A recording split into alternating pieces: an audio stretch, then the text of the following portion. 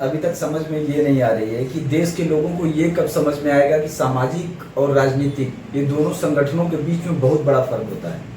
कोई भी सामाजिक संगठन अपने समाज के लिए काम करता है, पर्टिकुलर समाज के उत्थान के लिए काम करता है।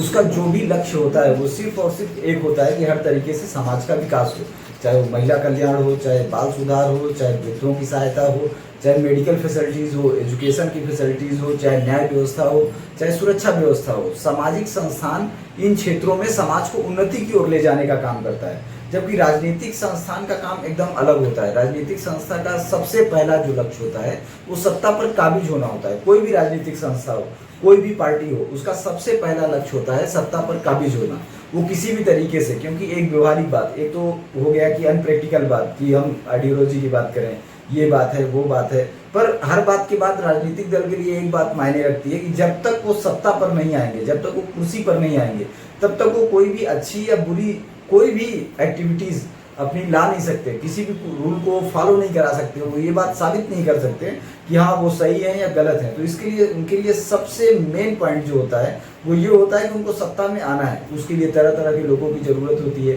अब जिन लोगों की जरूरत है वो लोग सत्ता की उस पार्टी के साथ जुड़े रहेंगे, जो पार्टी के साथ जुड़े हैं वो सत्ता के साथ जुड़े हैं, और वो लोग सबसे पहले अपनी जरूरत पूरी करेंगे क्योंकि उन्हीं के ताकत पर सत्ता में वो राजनीतिक दल आया है। तो सामाजिक संगठन को इस बात को अच्छे तरीके से समझना होगा कि अगर आप कोई भी सामाजिक संगठन हो, किसी भी वर्ग का सामाजिक संगठन हो, कि अगर आप किसी भी राजनीतिक दल का प्रतिनिधित्व करने की कोशिश कर रहे हैं, अगर आप अपने समाज को किसी भी राजनीतिक दल से जोड़ने की कोशिश कर रहे हैं, तो ये निश्चित है कि वो सामाजिक संगठन फेल कर जाएगा। क्योंकि राजनीतिक दल तभी सफल होगा जब वो सामाजिक संगठन को हटा दें। अगर सामाजिक संगठन होंगे तो राजनीतिक दल के सामने चुनौती होगी, क्योंकि सामाजिक संगठन के पास लोग होंगे। किसी भी सत्ता को ऐसा कोई संगठन अपने राज्य में नहीं चाहिए जो लोगों को संगठित करके उनको चुनौती दे सके, चाहे उनके पक्ष में हो या विपक्ष में हो, क्योंकि सामाजिक संगठन समाज के विकास के लिए काम करने की कोशिश करेगा। जबकि राजनीतिक संगठन को विकास होगा या नहीं होगा वो सबसे पहले उनका विकास करेंगे जो उनके साथ जुड़े हुए हैं। अनप्रैक्टिकल बात है कि हाँ हम सभी के आदमी हैं, हम सभी का डेवलपमेंट करना चाहते हैं, पर सत्ता में कोई दूसरा आदमी रहे या मैं खुद रहूं, कोई भी रहे, वो सबसे पहले अपने वोटर्स का ख्याल रखेगा, फिर अपने फाइनेंसर का ख्याल रखेगा, फिर जो उसके साथ जुड़े लोग हैं उनका ख्याल रखेगा, फिर उसके बाद जाकर के किसी तीसरे आदमी की तरफ ध्यान देगा। अगर सामाजिक संगठन किसी भी राजनीतिक दल के साथ जुड़ता है तो अपनी सारी पॉलिसियों को कैसे फॉलो करा सकता है? क्योंकि जो लोग सत्ता के साथ जुड़े हुए हैं उनको किसी न किसी तरीके से, चाहे अपने प्रोजेक्ट के माध्यम से या किसी दूसरी चीज के माध्यम से, कुछ न कुछ उनको बेनिफिट चाहिए। जबकि सामाजिक संगठन सत्ता से ज्यादा पैसा खींचने की कोशिश करेगा समाज के डेवलपमेंट के लिए। तो सबसे जो मूल चीज है, जो पैसा जिसके माध्यम से पूरा स्टेट चलता है, या कोई भी देश, राज्य या कोई भी व्यवस्था, सामाजिक व्यवस्था या कोई भी व्यवस्था चलती है। अब एक तरफ वो लोग हैं जिन्होंने ऑलरेडी पहले खर्च किया हुआ है, जिन्होंने अपना टाइम दिया हुआ है, अपना पसीना भी लगाया है, और कुछ लोग तो खून भी लगा देते हैं। तो सबसे पहले वो उनकी जरूरत देखें, या उस सामाजिक संगठन की, क्योंकि सामाजिक संगठन के पास तो एक लंबी चौड़ी लिस्ट होती है। समाज में काम करना, सुधार करना, ये एक ऐसी प्रक्रिया है जो कभी खत्म नहीं होगी। किसी के भी शासन काल में इस प्रक्रिया का अंत नहीं हो सकता, तो उनको हमेशा रिक्वायरमेंट होगा। तो ये दोनों के बीच में बहुत बड़ा अंतर है। इस बात को सामाजिक संगठनों को समझना पड़ेगा और उनको एक बारीक लकीर रखनी पड़ेगी सामाजिक संगठन और राजनीतिक संगठन के बीच में। क्योंकि राजनीतिक संगठन और सामाजिक संगठन ये एक सिक्के के दो पहलू हैं जो एक साथ नहीं हो सकते।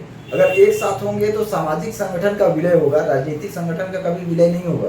क्योंकि सत्ता के पास संप्रभुता की ताकत होती है। संप्रभुता मतलब एक ऐसी ताकत जिसके सामने कोई चैलेंज नहीं कर सकता। और अगर संप्रभुता वाली ताकत रखने वाली संस्था या संप्रभुता रखने वाले किसी व्यक्ति के साथ कोई भी संस्थान टकराने की कोशिश करता है, या मतलब उससे कुछ खींचने की कोशिश करता है, या उसके साथ जा करके बैठता है, तो विलय सिर्फ सामने वाले का होगा, ये निश्चित है। सामाजिक संस्थान जब तक इस बात को नहीं समझेंगे तब तक वो अपने समाज के अंदर न्याय व्यवस्था को लाने के लिए, स्वास्थ्य की सुविधाओं को लाने के लिए, महिला कल्याण के लिए, रोजगार के लिए, बाल सुधार के लिए या एजुकेशन में सुधार के लिए कभी काम नहीं कर पाएंगे। इस बात को उनको अच्छी तरीके से समझने की जरूरत है। इस बात को आज मुझे इसलिए कहना पड़ा कि सामने देखने को आ रहा है कि तरह तरह के सामाजिक संस्थान हैं, और सामाजिक संस्थान के जो मेन प्रतिनिधि हैं वो चुनाव आते ही पार्टियों में मिल जाते हैं, पार्टियों का प्रचार करते दिख जाते हैं। पार्टियों का प्रचार करना तो करना, खुद ही टिकट मांगने लगते हैं। तो जो आदमी खुद ही टिकट मांग रहा है वो अपने सामाजिक संस्था का विकास कैसे कर सकता है? क्योंकि जो राजनीतिक दल है, सपोज करिए कि किसी स्टेट के अंदर अगर जिस भी ग्रुप से आप सवर्ण बैकवर्ड से देख लीजिए या समाज से देख लीजिए या बिरादरी से देख लीजिए या किसी दूसरे माध्यम से रोजगार के माध्यम से देख लीजिए, जिस भी ग्रुप की आबादी ज़्यादा है हर राजनीतिक दल का रुझान उसकी तरफ होगा, क्योंकि उसी के माध्यम से वो सत्ता में आने वाला है या वो दूसरी पार्टी का जो प्रभावित करके उनको सत्ता में ला सकता है। जबकि सामाजिक संस्थान का काम अपने समाज का विकास करना है, तो जो भी राजनीतिक संगठन है वो सबसे पहले उनके ऊपर फोकस करेगा जिनके कारण वो सत्ता में आया है। तो सामाजिक संस्था का तो उद्देश्य ही जीरो हो जाएगा, क्योंकि अगर वो सत्ता में आ गए तो भी उनसे काम कराना बहुत मुश्किल है, क्योंकि जो लोग उनके साथ जुड़े हुए हैं सबसे पहले वो उनका काम करेंगे।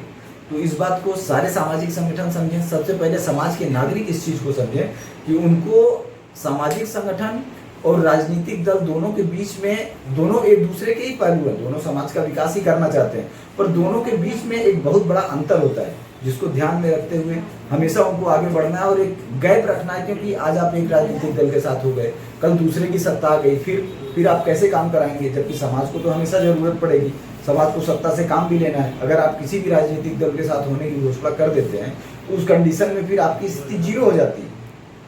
ये चीज विवादित स्थिति को पैदा करता है, जबकि सामाजिक संस्था हर विवाद से दूर रह के समाज को सिर्फ उन्नति की तरफ ले जाने का काम करता है।